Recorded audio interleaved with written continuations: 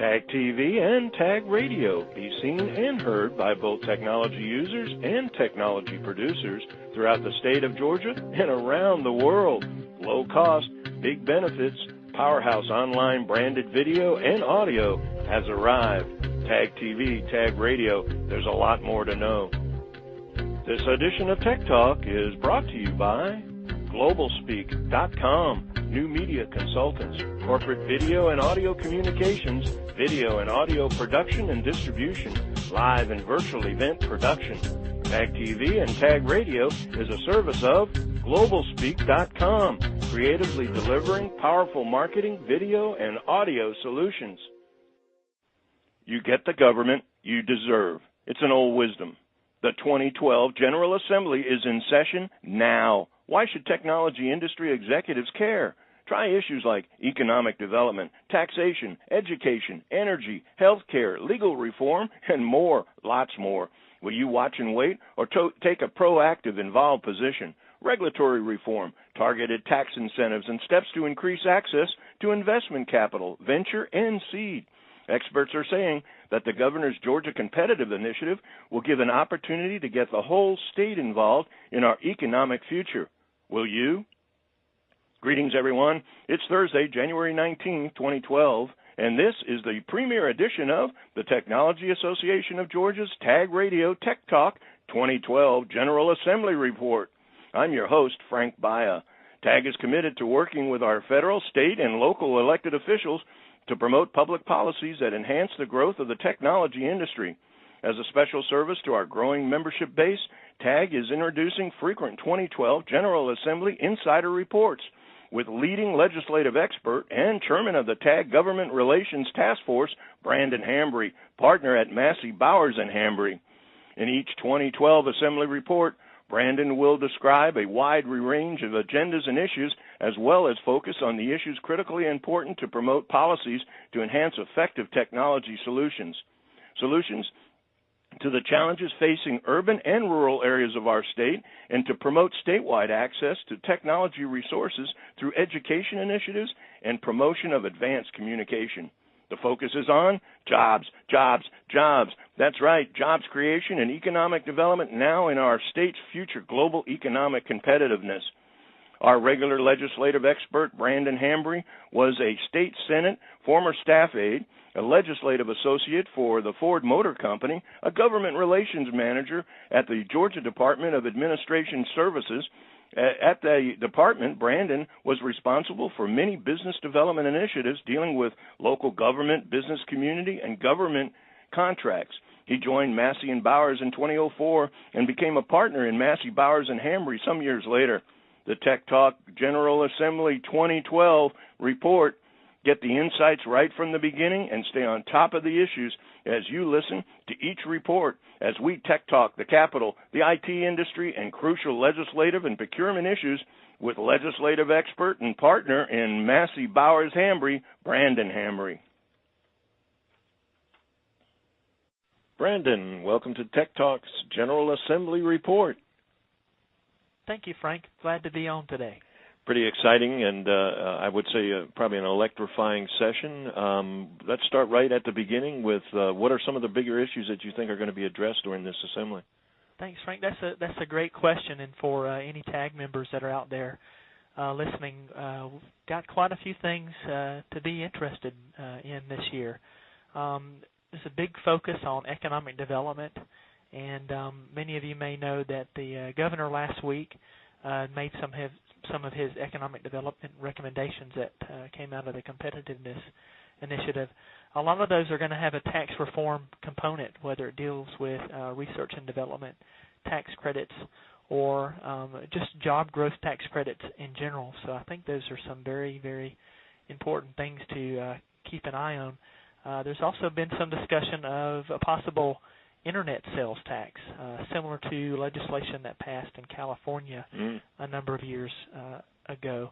I understand that that's called affiliate nexus, and that's definitely something that the technology community needs to pay special attention to.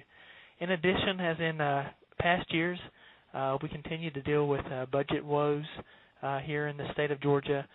revenue collections have been up for about the last 18 months, but they're still not up enough to get us back to the revenue projections that we had about 3 or 4 years ago. So we've still got a long ways to go from a revenue standpoint, and unfortunately that impacts a lot of the programs, whether they be economic development or whether they be technology in classrooms. Those revenue collections all have an impact, unfortunately, on the programs and the projects that the state's able to implement. And so those are kind of the two major issues that we're going to be dealing with. Brandon, it might serve to the benefit of our members to go into a little bit about what the Assembly is all about. How long is it, and Sure. And exactly what are some of the things, activities and those kind of things that happen during the session? Okay, that's a good, excellent question. So the General Assembly, by Constitution, they go into session the second Monday of January, and so they were in all last week. They've taken off this week for budget hearings, and they'll get started back on Monday. The General Assembly, they by law have to meet for 40 legislative days, but unfortunately for a lot of us that work down there, those are not consecutive days, and they'll usually take off days to do budget hearings or have committee meetings. We'll probably end around April 1st of this year. That's a good guesstimate, just based on the fact that it's an election year here in Georgia and nationally, and they like to get back to their districts, and so I think we'll have a very, very short session. But they are very active. Like I said, they'll meet from early in the morning till late in the evening, taking up bills on the floor and in committee.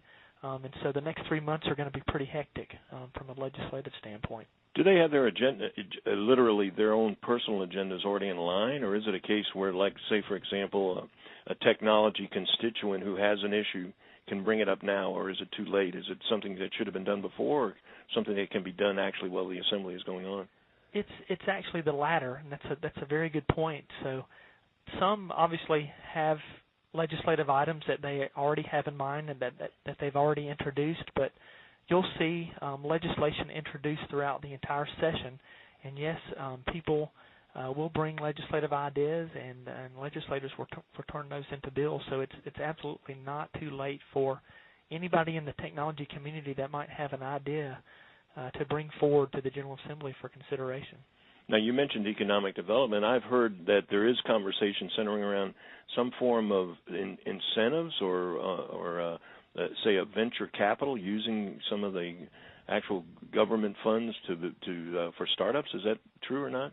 That's correct. And actually, that bill was introduced late last week, and it's House Bill 718, and it's a bill that was created by the local venture capital community here in Georgia.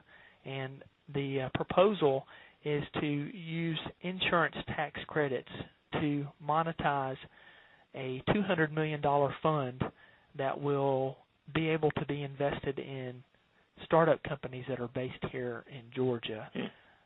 We've modeled it after several states around us that have similar programs. The most recent is a program in Maryland called Invest Maryland, and they actually have a very good structure. They set up a system where a third-party fiduciary, someone like Credit Suisse or Hamilton Lane or Deutschmark, will actually come into the state and partner with the state to reach out to venture capital firms that are local to invest in local startups.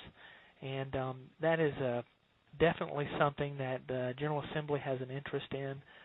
The only legislative issue related to that is the financial impact to the state, the $200 million impact. Mm-hmm.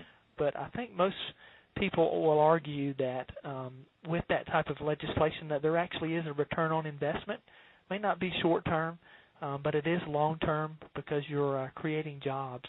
And so I think, for the technology community, I think it's important that we continue to help make the argument that access to capital is an important issue for the technology community here in Georgia. Does a bill like that get so granular that it actually lays out the requirements or the procedures that might be involved? I'm in a discussion with a state senator the other day, I thought he commented that part of the requirements would be that the money had to stay in Georgia. In other words, you could invest in a company, but the company had to stay here.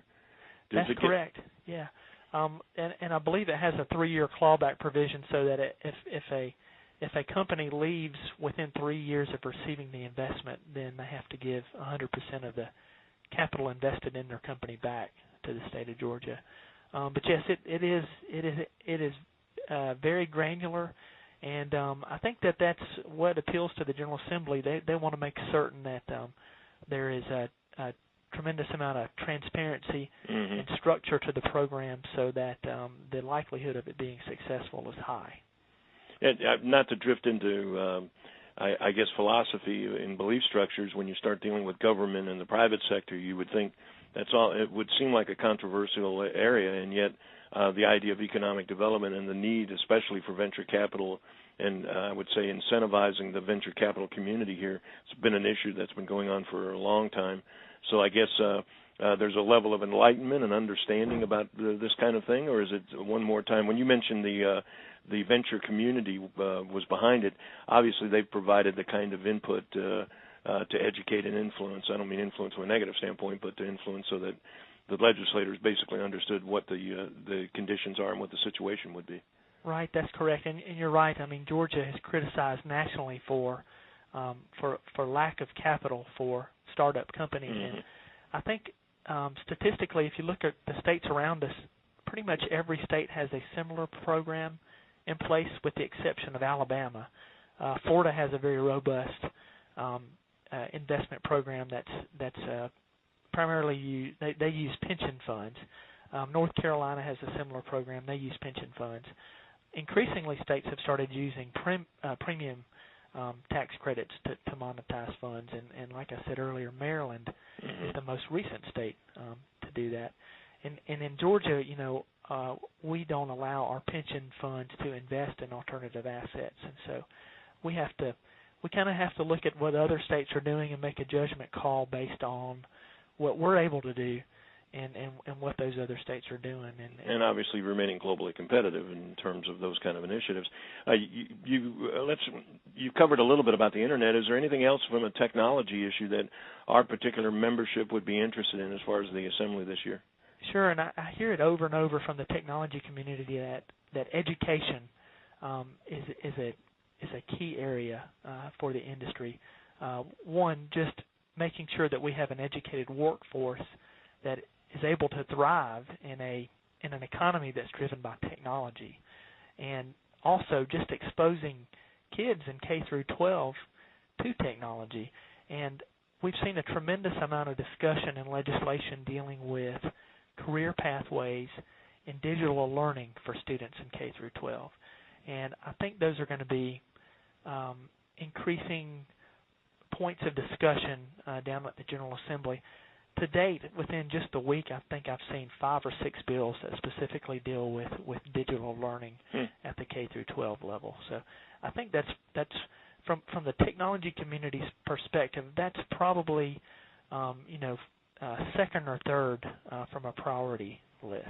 I think most of the legislators would say that the 3 biggest issues are jobs, jobs, jobs, and certainly when you're talking about STEM, science, technology, engineering, and math, and the need for resources, I think it's probably brought to the higher awareness by recent information. I think it's talking about 5,000 plus jobs that are going unfilled in the technology industry throughout the state because we really don't have the kind of qualified personnel that are necessary to fill those jobs. You're absolutely right. Absolutely right. Well, talk a little bit now, if you will. Is there? We're going to be doing these things on a regular basis. Our Assembly report, Brandon, as we mentioned in the introduction, has agreed to participate, and he's one of the top, if not the top, experts in analyzing and keeping track of the activities that are going on. Brandon, I guess my next question is there something that you can project out? Do they give out sort of a forecast for what things are going to be brought up every day or every week, and can there be sort of and when we get together, talk about things that are going to be coming up in the more current times rather than just saying during this year's Assembly? Absolutely. I mean, there are a variety of ways for folks to learn about what's taking place down at the Capitol, but from a Technology Association of Georgia perspective, the staff at TAG really do a good job of each week on their website updating the bills that the association is tracking and that the association has taken a position on. And I would just encourage TAG members and other interested parties to visit the TAG website to learn a little bit more about some of the initiatives that we that we've talked through to date. Obviously, bills will be coming out on a daily basis, and we will have to react to those as a technology community. And again, I would refer everybody to the TAG website. I think that's probably the best way to stay involved from an information perspective. TAG actually has a governmental affairs task force, which I happen to be the chairman of currently, and we have a wide variety of members that are involved in that process. And we are meeting every 2 weeks during the legislative session to discuss the bills and issues that come before us that impact the technology community. And so, I'll just make a commitment from my own perspective that we'll do whatever we can to make sure that updates get out to the technology community about what's going on down there. I have to assume, just from the performance over the last couple of years, that really the focus and the concentration on having the task force and having TAG have the kind of staff players in play, that it really is making a difference. It's beginning to impact. Certainly not taking anything away from the governor from a visionary standpoint, even from his background, but the fact that he's become truly a technology evangelist, wouldn't you say? I agree, and I think it's a testament to the TAG membership and how involved they have been in the process over the last 3 years.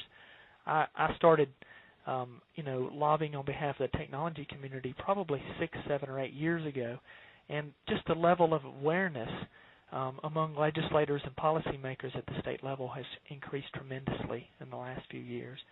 And we've got to keep it up. I mean, we've got to continue to let them know that we are an important part of Georgia's economy. And I think that we have a good story to tell, and I think we're telling it. There's a couple of things that I know that have happened and have already happened now in the North Georgia network and some of the infrastructure and fiber optics that have been laid throughout the 14 counties of northwest Georgia. That certainly purports to be a great incentive from economic inbound investment in that particular area. And, of course, Senator Albers, and I'm sure many others that are being actively involved in promoting and statewide initiatives that are tying into various cities from a regional standpoint. Right. I think when you start talking about healthcare and fintech and internet security and some of the other things where TAG has coined the phrase of where Georgia leads, we're beginning to really consolidate the conversation from the private sector and the government sector to really start to initiate an effective force that can really make a difference. I guess that the message is for our listeners to stay informed, but also stay engaged, because it does matter.